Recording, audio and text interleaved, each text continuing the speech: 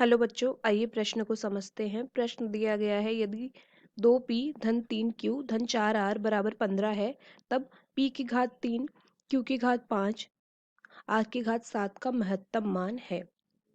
तो बच्चों, इस प्रश्न में जो मुख्य अवधारणा का प्रयोग होगा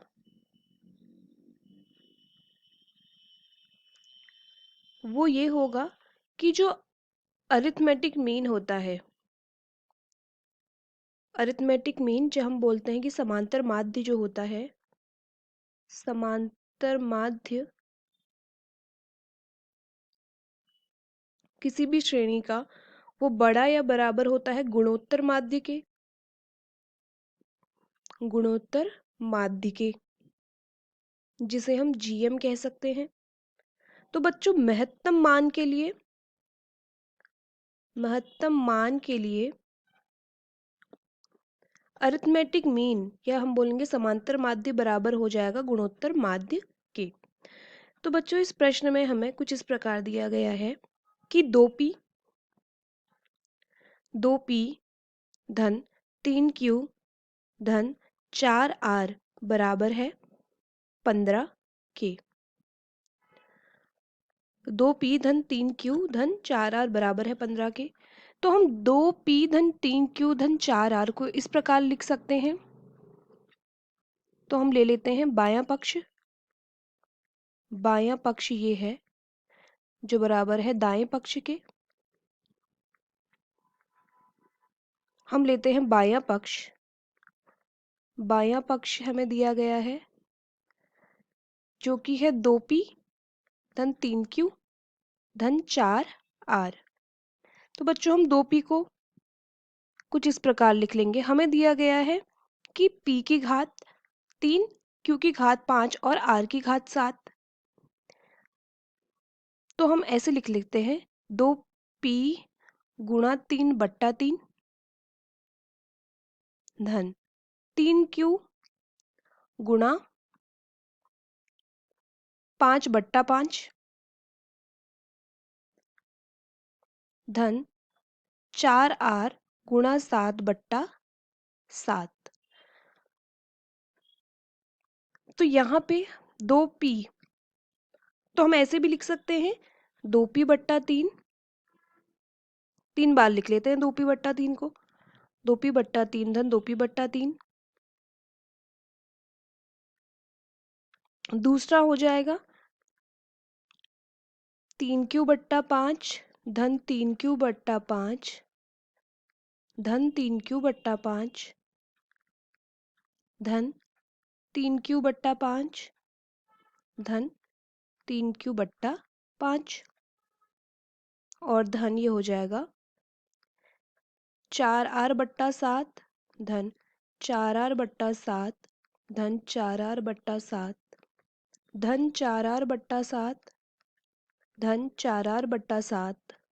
7 बार लिख लेंगे इसी को, 4r/7 धन 4r/7, इस प्रकार लिख सकते हैं।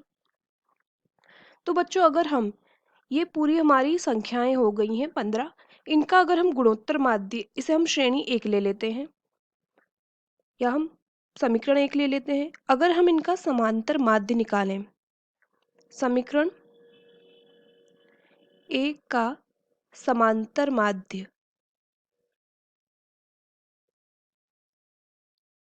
तो ये हो जाएगा 2p/3 धन 2p/3 धन 2p/3, 3 बार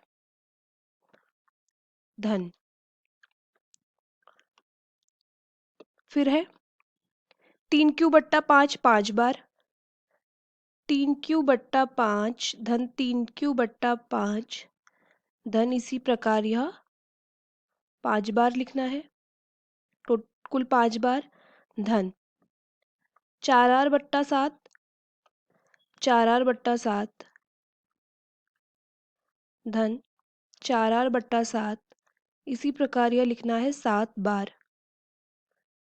तो जब इनका समांतर माध्य निकालेंगे तो बट्टा 15 हो जाएगा।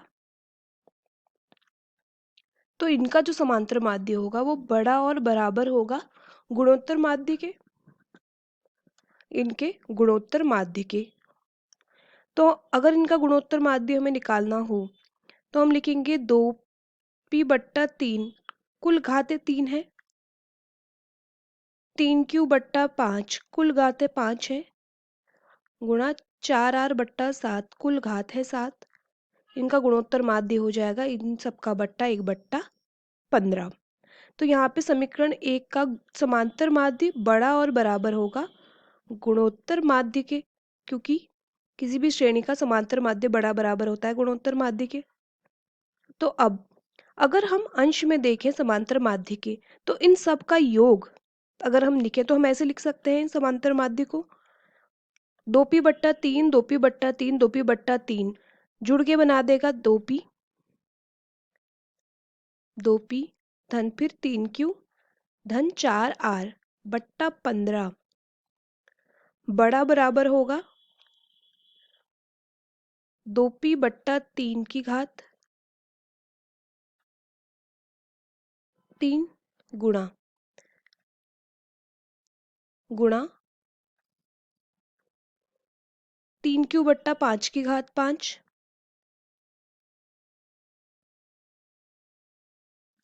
गुणा 4r/7 की घात 7 के, इन सब की घात 1/15 के। तो अब यहाँ पे 2p धन 3q धन 4r ये जो होगा ये बराबर है 15 के, 2p धन 3q धन 4r हमें दिया गया है 15 के बराबर, 15/15 बड़ा बराबर होगा 2p/3 की घात 3 धन 3q/5 की घात 5 गुणा 4r/7 की घात 7, इन पूरे की घात 1/15। तो महत्तम मान के लिए बराबर हो जाएंगे। महत्तम मान के लिए पहले हम इसे और हल कर लेते हैं। तो हम क्या लिख सकते हैं, इसे हम लिख सकते हैं 15 से 15 कट जाएगा एक बार, तो एक बड़ा बराबर होगा, यहाँ पे 1/15 को हम ले आते हैं एक के ऊपर, या हम लिख लेते हैं इसे 2p/3 की घात 15, माफ कीजिएगा 2p/3 की घात 3,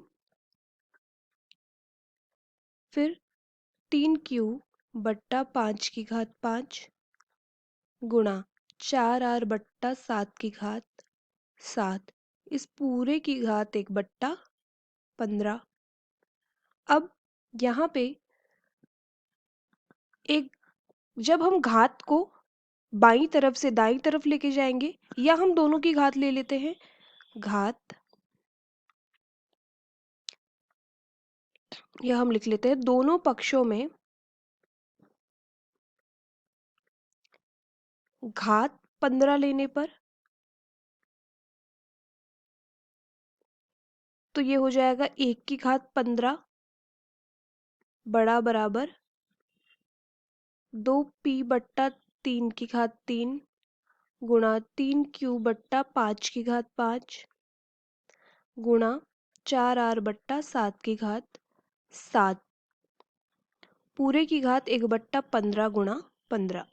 15 से 15 कट गया, तो अब 1 की घात 15 का मान 1 ही होगा, एक बड़ा बराबर हो जाएगा 2p/3 की घात 3 गुणा 3q/5 की घात 5, 3q/5 की घात 5 गुणा 4r/7 की घात 7।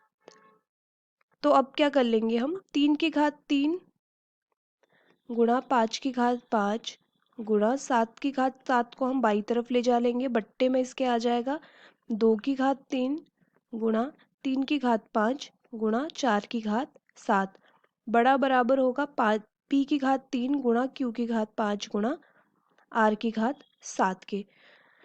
तो यहाँ पे 2 की घात 3, यहाँ पे 3 की घात 3 है, बट्टे में है 3 की घात 5, तो हम लिख सकते हैं 5 की घात 5 गुणा 7 की घात 7 बट्टा 2 की घात 3 गुणा 3 की घात 2, क्योंकि 5 ऋण 3 2 हो जाएगा, गुणा 4 की घात 7। ये बड़ा बराबर हो जाएगा p की घात 3 गुणा q की घात 5 गुणा r की घात 7 के लिए। तो महत्तम मान का मतलब ये है कि ये दोनों मान बराबर होंगे। इसका मतलब महत्तम मान p की घात 3 गुणा q की घात 5 गुणा r की घात 7 बराबर हो जाएगा इस मान के। तो हम ये मान निकालेंगे तो हमें मिलेगा, ये बराबर हो जाएगा 5 की घात 5 7 की घात 7।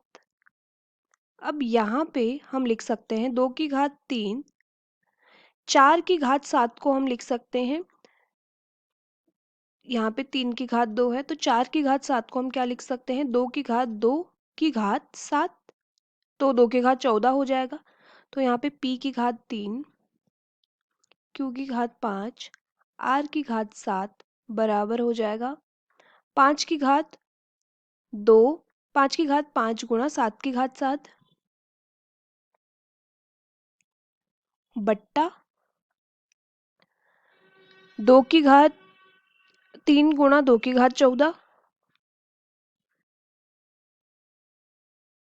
3 की घात 2। तो p की घात 3 q की घात 5 r की घात 7 बराबर हो जाएगा 5 की घात 5 7 की घात 7 बट्टा 2 की घात 17, यहाँ हम लिख लेते हैं 3 की घात 2 3 की घात 2 फिर 2 की घात 17। दिए गए अगर हम विकल्पों में देखें तो हमारा उत्तर हो जाएगा विकल्प सी। विकल्प सी हमारे प्रश्न का उत्तर हो जाएगा।